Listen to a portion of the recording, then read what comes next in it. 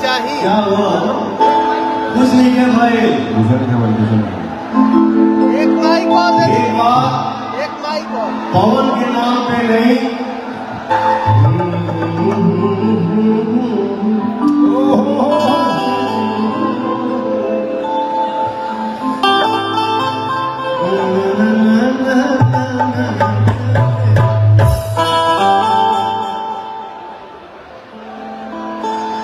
जैसे कि आप लोगों ने इस वीडियो में देखा कि पवन सिंह का शराबस्ती महोत्सव में पवन सिंह फिर से एक बार दहाड़ते हुए नजर आ रहे हैं। आप लोगों ने वीडियो क्लिप में देख ही लिया और अभी बहुत सारे वीडियो क्लिप आने बाकी है और आप लोग मेरे चैनल से जुड़े रहिएगा। आप सभी को एक एक करके सभी वीडियो क्लिप दिखाएंगे। इसमें आप देख रहे हैं कि पवन सिंह एक बार दहाड़ते हुए नजर आ रहे हैं शराबस्ती महोत्सव में।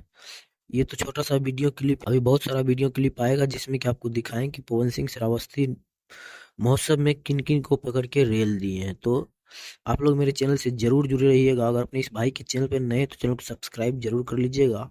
मिलते हैं किसी अगले ढाकर न्यूज के साथ और दिखाते हैं अगले वीडियो। मिलते हैं किसी अगले अपडेट के साथ, तब तक के लिए बाय।